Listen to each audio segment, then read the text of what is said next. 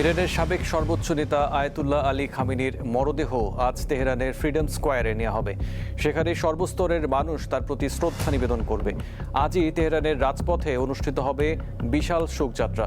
এই যাত্রার নিরাপত্তা নিশ্চিতে রাজধানীর আকাশসীমা পুরোপুরি বন্ধ থাকবে। এরপর শোক আয়োজনের অংশ হিসেবে খামেনির মরদেহ ইরানের বিভিন্ন শহরের পাশাপাশি ইরাকের কারবালা ও নাজাফ শহরে নেওয়া হবে।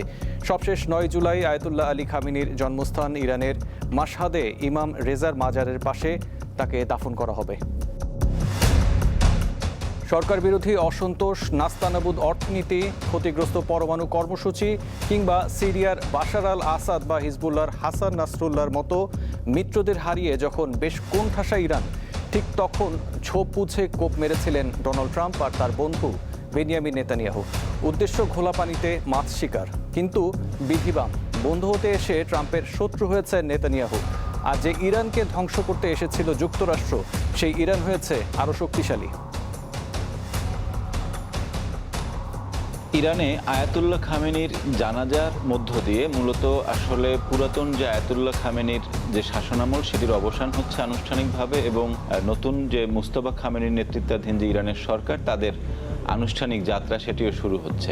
এই যে পুরাতন খামেনি শাসনের বিদায় এবং নতুন মুস্তফা খামেনি শাসনের শুরু, এটি আসলে ইরান এবং ওয়েস্ট এশিয়ার রাজনীতিতে কী ধরনের প্রভাব ফেলতে পারে? ট্রাম্প এবং তার বন্ধু নেতানিয়াহু যখন ইরানে আক্রমণ করে তখন ইরানের পরিস্থিতিটা আসলে এমন ছিল যে সেখানে প্রচণ্ড পরিমাণে সরকার বিরোধী বিক্ষোভ, ইরানের অর্থনৈতিক অবস্থা একেবারেই টালমাটাল, এবং ইরানের যে নিউক্লিয়ার যে কর্মসূচি ছিল সেটিও প্রায় ধ্বংস হয়ে গেছে আমেরিকার আগের হামলার কারণে। মুস্তফা খামেনি আসলে অনেক তরুণ একজন নেতা, তার যেই তারুণ্য, সেই তারুণ্যের কিছু প্রভাব কিন্তু আমরা এই যুদ্ধের মধ্যেও দেখতে পাই। এর আগে কাশেম সোলাইমানিকে হত্যা করার পরে যে আইআরজিসির পক্ষ থেকে যে আক্রমণটি করা হয়েছিল, প্রতিশোধমূলক আক্রমণ, সেখানে আগে থেকেই ঘোষণা দেওয়া হয়েছিল এবং সেই পূর্ব ঘোষণার কারণে কিন্তু তেমন কোনো ক্ষয়ক্ষতি হয়নি। এবারে যুক্তরাষ্ট্রের মিত্রদের যে ঘাঁটিতে হামলা করা হয়েছে তাতে ৬ জনের মতন যুক্তরাষ্ট্রের সেনা মারা গিয়েছে এবং আরও বহু আহত হয়েছে। পাশাপাশি আরও একটি পরিবর্তন দেখা যাচ্ছে এই ইরানের এই আক্রমণের ফলে। ওয়েস্ট এশিয়ায় যুক্তরাষ্ট্রের যে মিত্ররা ছিল তারা এতদিন এই নিশ্চয়তায় ছিল যে তারা যুক্তরাষ্ট্রের নিরাপত্তার অধীনে আছে, ফলে তাদের তেমন কোনো সমস্যা নেই। কিন্তু যখনই আমরা দেখলাম যে তেহরান যুক্তরাষ্ট্রের মিত্রদের উপরে হামলা করেছে, তখনই আসলে যুক্তরাষ্ট্রের নিরাপত্তা ব্যবস্থার উপরে তার মিত্রদের যে আস্থা, সেই আস্থায় বড় ধরনের ঘাটতি আমরা দেখতে পাচ্ছি। এবং এএফপির একটি সংবাদে বলা হয়েছে যে ওয়েস্ট এশিয়ার যে দেশগুলো রয়েছে তাদের মধ্যে যেন সুসম্পর্ক নতুন করে স্থাপন করা যায়, তার একটি উদ্যোগ কিন্তু সৌদি আরবের পক্ষ থেকে নেওয়া হয়েছে এবং একটি রিকনসিলিয়েশন সামিট তারা করতে যাচ্ছেন খুব শীঘ্রই। ইরানের অভ্যন্তরীণ যে নীতি, সেখানেও বেশ কিছু পরিবর্তন আমরা দেখতে পাই। যেমন সরকারি প্রতিষ্ঠানের বাইরে নারীদের হিজাব পরা এখন আর বাধ্যতামূলক নয় এবং খুবই সীমিত পরিসরে অ্যালকোহলের যে অনুমোদন, সেটিও তেহরান শহরে এই অনুমতিটিও দেওয়া হয়েছে। পাশাপাশি এই যুদ্ধ থেকে ইরানের বেশ কিছু লাভ হয়েছে। তাদের উপরে আরোপ করা যে অবরোধ, সেইগুলো প্রত্যাহার করা হয়েছে। ইরানের যে অর্থ জব্দ করা ছিল সেগুলোতে ছাড় দেওয়া হয়েছে। যুদ্ধ বিধ্বস্ত ইরানের পুনর্গঠনের জন্য $300 বিলিয়ন একটি ফান্ড গঠনের কথা বলা হয়েছে। সার্বিক দিক যদি আমরা বিবেচনা করি তাহলে আয়াতুল্লাহ খামেনির শাসনামলের চেয়ে মুস্তফা খামেনির যে শাসনামল সেটি হতে যাচ্ছে অনেক বেশি গতিশীল, অনেক বেশি বৈচিত্র্যপূর্ণ এবং অনেক বেশি নতুন পরিস্থিতির সাথে খাপ খাওয়ানো এক নতুন রাজনৈতিক ব্যবস্থা। প্রশান্ত মহাসাগরে অবস্থিত যুক্তরাষ্ট্রের দ্বীপ রোটায় সুপার টাইফুন বাভি আঘাত এনেছে। স্থানীয় সময় সোমবার প্রায় 5 মাত্রার শক্তিশালী এটি আঘাত হানে। প্রবল ঝড় ও ভারী বৃষ্টিতে দ্বীপপুঞ্জের স্বাভাবিক জীবনযাত্রা ব্যাহত হচ্ছে।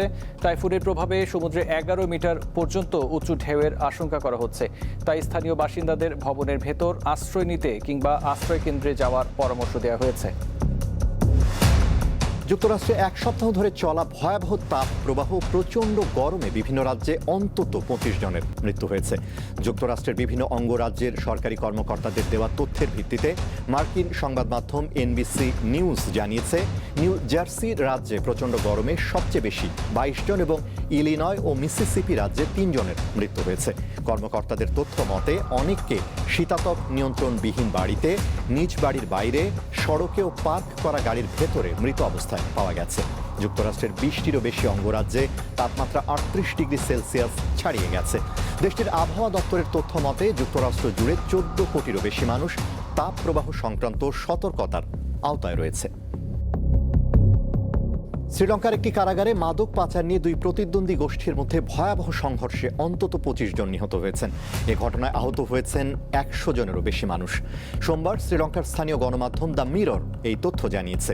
প্রতিবেদনে বলা হয়, রোববার সন্ধ্যায় রাজধানী কলম্বোর উত্তরে অবস্থিত নেগম্বো কারাগারে মাদক পাচার নিয়ে দুই দলের কয়েদিদের সংঘাতে অন্তত 25 জন নিহত হয়েছে। নিহতদের মধ্যে 4 জন কারারক্ষীও রয়েছেন। রাতভর চলা সংঘর্ষে আহতের সংখ্যা 100 ছাড়িয়েছে। শ্রীলঙ্কার কর্মকর্তারা এই ঘটনাকে গত 5 বছরের মধ্যে সবচেয়ে ভয়াবহ কারা বিদ্রোহ বলে আখ্যা দিয়েছেন। রাজধানী কলম্বোর উত্তরে অবস্থিত নেগম্বো হাসপাতালে আহতদের ভর্তি করা হয়েছে।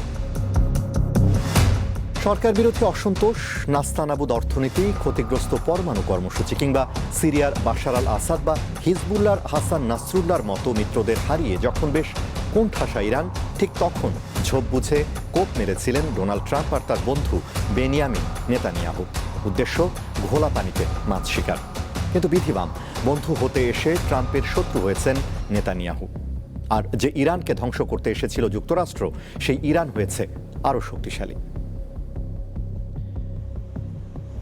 ইরানে আয়াতুল্লাহ খামেনির জানাজার মধ্য দিয়ে মূলত আসলে পুরাতন যে আয়াতুল্লাহ খামেনির যে শাসনামল সেটির অবসান হচ্ছে আনুষ্ঠানিকভাবে, এবং নতুন যে মুস্তফা খামেনির নেতৃত্বাধীন যে ইরানের সরকার তাদের আনুষ্ঠানিক যাত্রা সেটিও শুরু হচ্ছে।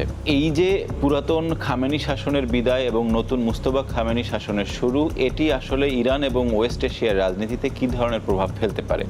ট্রাম্প এবং তার বন্ধু নেতানিয়াহু যখন ইরানে আক্রমণ করে তখন ইরানের পরিস্থিতিটা আসলে এমন ছিল যে সেখানে প্রচণ্ড পরিমাণে সরকার বিরোধী বিক্ষোভ, ইরানের অর্থনৈতিক অবস্থা একেবারেই টালমাটাল, এবং ইরানের যে নিউক্লিয়ার যে কর্মসূচি ছিল সেটিও প্রায় ধ্বংস হয়ে গেছে আমেরিকার আগের হামলার কারণে।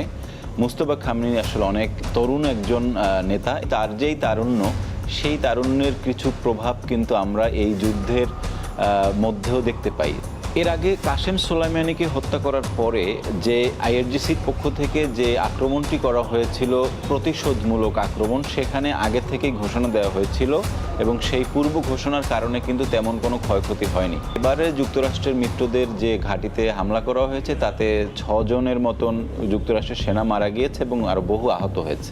পাশাপাশি আরও একটি পরিবর্তন দেখা যাচ্ছে এই ইরানের এই আক্রমণের ফলে। ওয়েস্ট এশিয়ায় যুক্তরাষ্ট্রের যে মিত্ররা ছিল তারা এতদিন এই নিশ্চয়তায় ছিল যে তারা যুক্তরাষ্ট্রের নিরাপত্তার অধীনে আছে, ফলে তাদের তেমন কোনো সমস্যা নেই। কিন্তু যখনই আমরা দেখলাম যে তেহরান যুক্তরাষ্ট্রের মিত্রদের উপরে হামলা করেছে, তখনই আসলে যুক্তরাষ্ট্রের নিরাপত্তা ব্যবস্থার উপরে তার মিত্রদের যে আস্থা, সেই আস্থায় বড় ধরনের ঘাটতি আমরা দেখতে পাচ্ছি। এবং এএফপির একটি সংবাদে বলা হয়েছে যে ওয়েস্ট এশিয়ার যে দেশগুলো রয়েছে তাদের মধ্যে যেন সুসম্পর্ক নতুন করে স্থাপন করা যায়, তার একটি উদ্যোগ কিন্তু সৌদি আরবের পক্ষ থেকে নেওয়া হয়েছে এবং একটি রিকনসিলিয়েশন সামিট তারা করতে যাচ্ছেন খুব শীঘ্রই।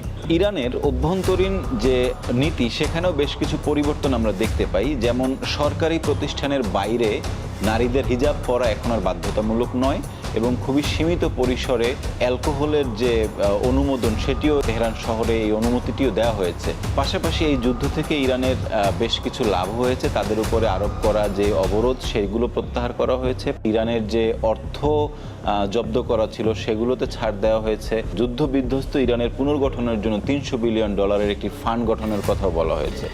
সার্বিক দিক যদি আমরা বিবেচনা করি তাহলে আয়াতুল্লাহ খামেনির শাসনামলের চেয়ে মুস্তফা খামেনির যে শাসনামল সেটি হতে যাচ্ছে অনেক বেশি গতিশীল, অনেক বেশি বৈচিত্র্যপূর্ণ এবং অনেক বেশি নতুন পরিস্থিতির সাথে খাপ খাওয়ানো এক নতুন রাজনৈতিক ব্যবস্থা।